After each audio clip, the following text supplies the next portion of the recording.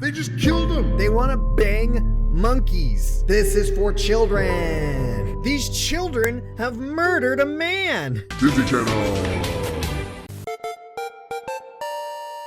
Hey, little chonks. Welcome back to I Watch Another Thing.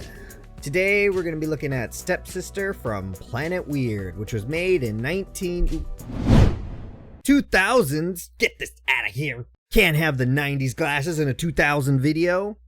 I threw those farther than I thought I was. I hope they're okay. They're probably fine. Anyways, this is a Disney Channel movie. That's right, one of the original Disney Channel movies. And I remember this movie vaguely from my youth, from my time as a small baby. Goo gaga. I know it was weird, but rewatching it now, it is way weirder than I thought. The best way I can describe this movie is as just one big fever dream. The story mostly revolves around Megan, your fairly average teenage girl. That's me, Megan Larson. Your fairly average teenage girl. We first learn about Megan's history and how her parents are split up because her dad would apparently rather spend an entire day talking on the phone than spending time with his family. What would you even talk about for that long? He literally talks until the sun goes down. I don't know, man. Stonks, I guess. So her parents are broken up and she and her little brother now live with their mom, who isn't that much of a winner either. She basically has no skill sets whatsoever, to the point where I'm genuinely concerned how the children have lived this long. She's definitely not your typical mom. Crackers? Cool, I love crackers. So do I, but not for breakfast. What kind of mother gives her kids just crackers? Without soup. Mom, you can't have soup for breakfast. Why not, Megan? Soup is good food. I can make a wonderful tuna sandwich.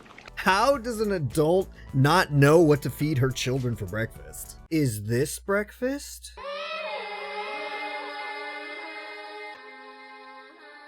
How about this?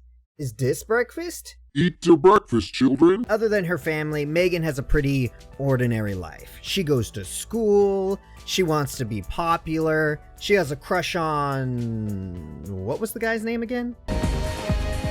And that's Cutter. Cutter. Radical. Wait. Radical. Now, the thing you gotta remember, this was made at the peak of the X Games explosion, where being extreme was a desirable trait, I guess. Cutter Coburn is the most extreme kid in high school. Last year, he skated down an entire mountain. I did not edit that. That is how that was intended to be seen. And it's a good thing that being extreme was in, because Cutter doesn't really have much going for him. Cutter? Cutter. Mr. Singh? Do you know the answer? Mr. Singh, I don't even know what the question is, sir. For a long time, I don't think Cutter even knew I existed. I feel like Cutter doesn't notice much. Someone please take this boy to the hospital. I'm pretty sure he's hit his head too many times. But it was still totally radical. Nah. He's just fun and quirky. So everything is fine until Megan's mom meets a new guy, Cosma Cola. Let me tell you, they have a pretty romantic origin story. It's really one for the ages. It was ridiculous, but it was really great, too. Meg, he wanted to rescue me from the waves. Mom, you weren't drowning. Sure, but that's not the point. He was willing to. I have a very bad feeling. We started talking, and we just clicked. Are you all right? I saw you being blown about by the wind. I'm windsurfing. I'm Cos. Nice to meet you.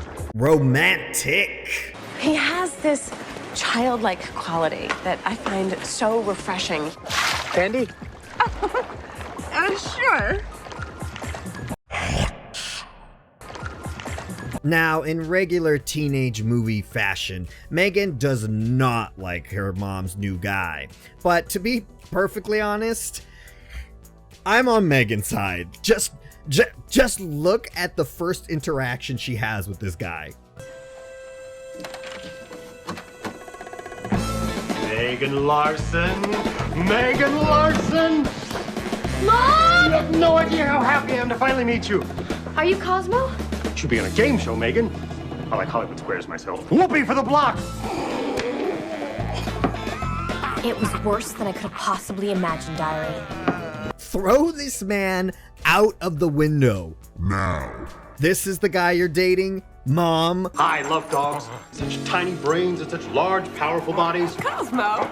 Kenny! This guy. Really? Mom? Now, Cosmo has a daughter that's around Megan's age, so that should be fun, right? Right? Where's Ariel? She's out in the car. She doesn't like the wind. She doesn't like the wind? Actually, the wind can be very frightening if you don't understand it. Completely normal thing to say.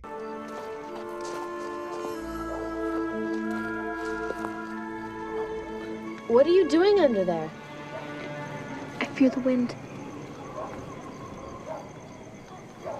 Oh. But just then, we get this crazy shift where we rewind time and now we're looking at through Ariel's perspective. And spoilers, she and her dad are aliens. Wow! Didn't see that one coming. Nope. Not at all. Completely flabbergasted. The hints were very subtle. Die, alien, die! I'm just saying, you can't be a Men in Black, Trev. Why not? Because you're only one person. I want to be a Men in Black. I want to get jiggy with it. He sounds like an alien from space. Is he, Mom? Well, not that I've noticed, Trev. Are you a good alien? Or a bad alien? So now we get to hear Ariel's thoughts, and they are just great. Every time I look at this horrid vehicle, the rubbery flesh, the flat face, the ghastly yellow hair that grows out of this hideous scalp, I can only think I am grotesque. You know, for an alien, she sounds an awful lot like your average theater kid. That's right, I said it.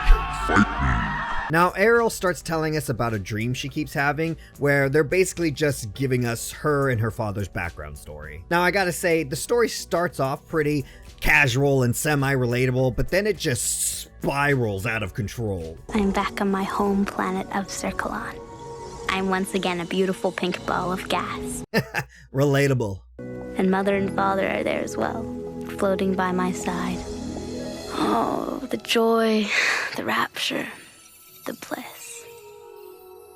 I knew that we were going to have to leave Circlon, Diary. I knew that Daddy's life was in danger because he was a freedom fighter. Wait, what? I knew as well that Savad was a repressive emperor and that we were not completely free on Circlon. Oh shit, what now? It all happened so incredibly fast.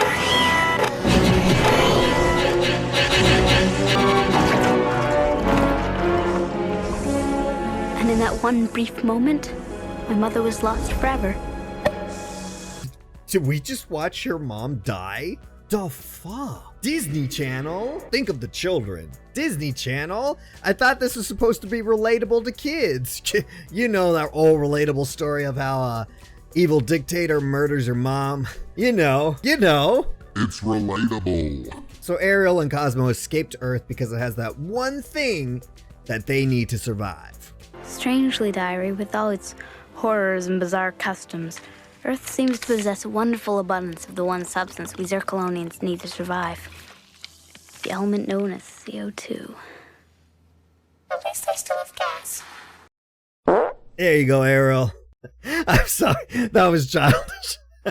But why can't I stop laughing? Now, one thing about this movie, it's just so cartoony. It feels like you're watching a cartoon with just like the camera angles or the dialogue. It just everything feels weird.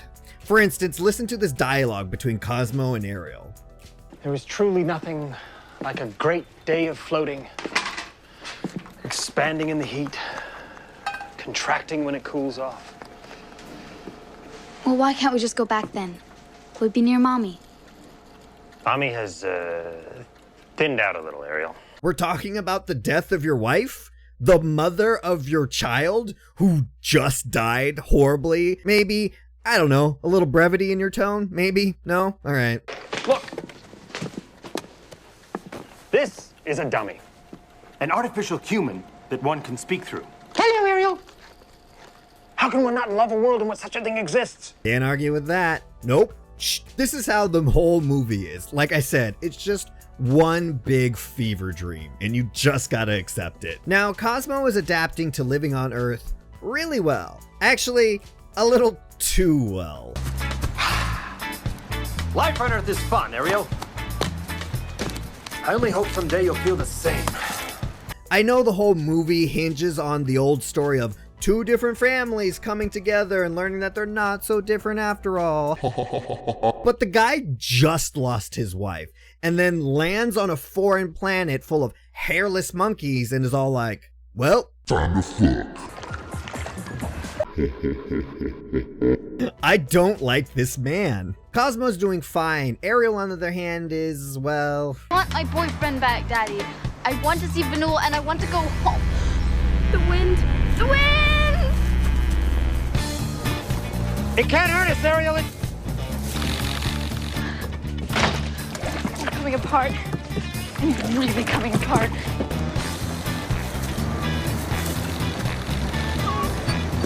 We fear the wind.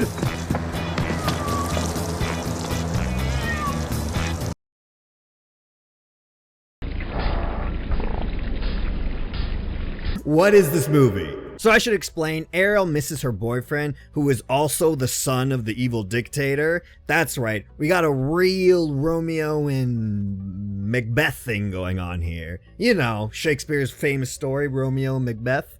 Power couple. Hashtag goals. So Ariel obviously misses her boyfriend, but she can't contact him because, you know, they're fugitives on the run, and Cosmo forbids it. Anyways, back to Woman Bangs a Bubble Man, the Disney Channel movie. Now, Megan, to her credit, tries really hard to be, you know, polite and helpful, but Ariel is just, well... Your room is hideously cluttered.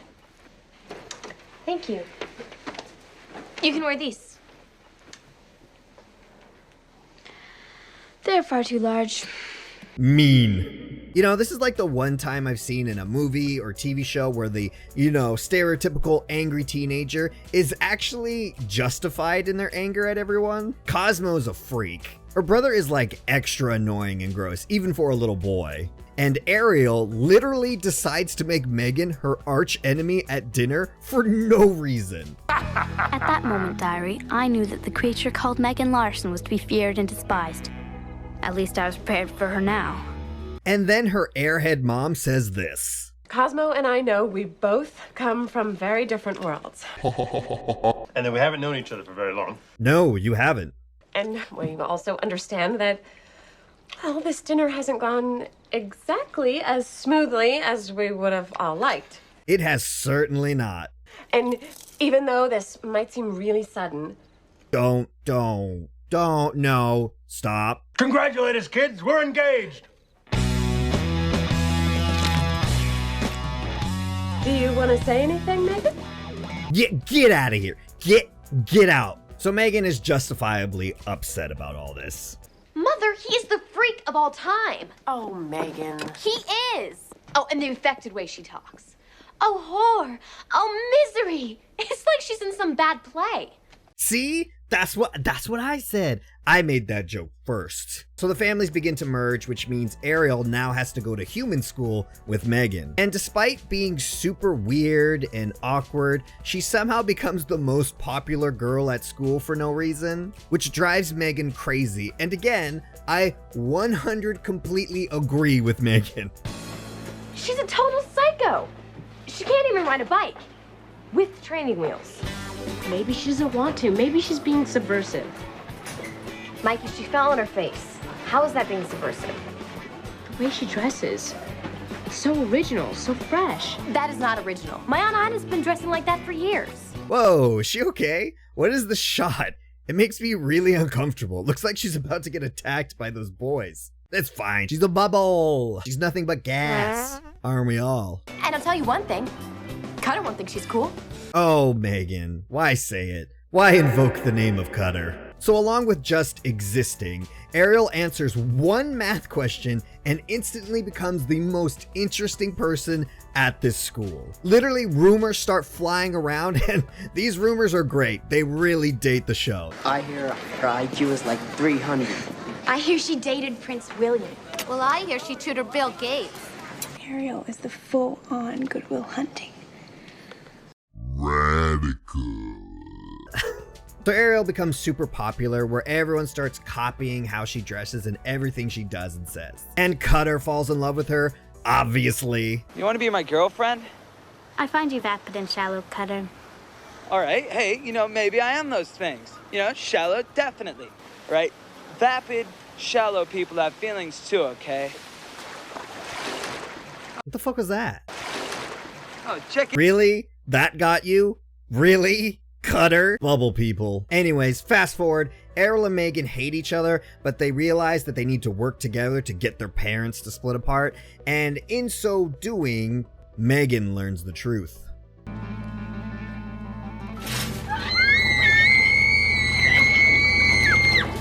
What is wrong with you? What is wrong with you guys? Didn't you hear me? She's an alien. Maybe you feel like an alien sometimes, Megan? I really start to feel for Megan in this movie, because she's literally surrounded by idiots. Then you think it's all right to go through with the wedding? As long as it's what you want. I think it's imperative. Yeah, screw children, man. Do what you want to do. Punt that baby to the moon. What is wrong with me? Anyways, their plans don't work out, and Mom and Cosmo are getting married. So Ariel is sad, and she sends a space letter or something to her boyfriend, but don't worry, she specifically says, do not tell your evil dictator father about this. So we're fine. We're good. We're good. It is I, Fanu.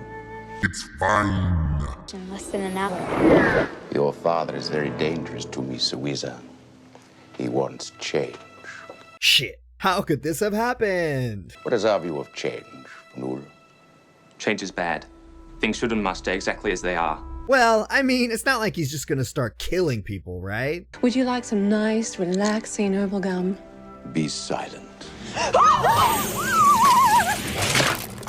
Well, anyways, evil dictator man goes on the hunt for Cosmo. Megan also gets captured, and Ariel spills the beans. That is Fanul. Fanul, your boyfriend, Fanul? What the fuck was that look? Bubble people want to bang hairless monkeys. They want to bang monkeys. Disney Channel. This is for children. What's with all these damn dirty bubble men trying to take our women? I'm sorry. Anyways, they're trapped, but don't worry. Cutter comes to save the day by teaching us all the power of choices. Pretty cool. But your dad, man, he's like a full-on tyrant, dude. Well, I didn't even know I knew that word. Tyrant, cool. He doesn't want any freedom at all, right? Because this may be like the only planet in this entire universe with fully 18 different flavors of potato chips, okay? I mean, you gotta think of that. Radical. What? It's not a different day. My camera didn't randomly screw up in the middle of filming, setting me back an entire week's worth of work. Why would you say that? What were we talking about again? Oh, right. So they convince him to do a coup against his father. Disney Channel. The whole gang rushes out to save Cosmo and, of course, to do the coup. And the bad dictator guy gets all big and scary.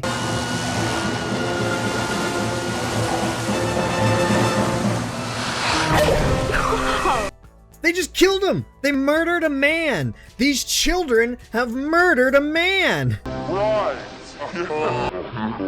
Bubble Man, but still his own son just killed him. Disney Channel? Why? He was a bad guy, so it's not even really murder, right? Disney Channel. Anyways, they murder a man, and then Cosmo and Mom get married. Ariel hooks up with Cutter for some reason, and Megan gets the murderous Bubble Boy, who just murdered his father. Sure. What's the message here? Megan, you got any thoughts? Well, Dari, I guess this is the part where I admit that I actually learned something from these last couple months. And I did. But I think I'll just keep it to myself. Radical.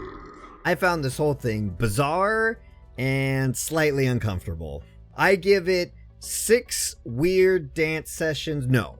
4 creepy little puppets. No. I give this movie 5 dead bubble moms. No.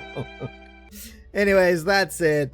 If you watched all the way to the end, you're a real one. And if you're not a little chonk, what are you doing? Hit that subscribe button. You become part of the chonk family with endless benefits. And yes, they exist. We just don't talk about them. Shh. And if you're already a little chonk, you know what to do. Comment below. Hit that like button and that dislike button in that order. And I will see you someplace else. I gotta get out of here. I gotta go murder an evil bubble man. It's fine. It's not murder if they're evil, right, Disney Channel? Okay, bye.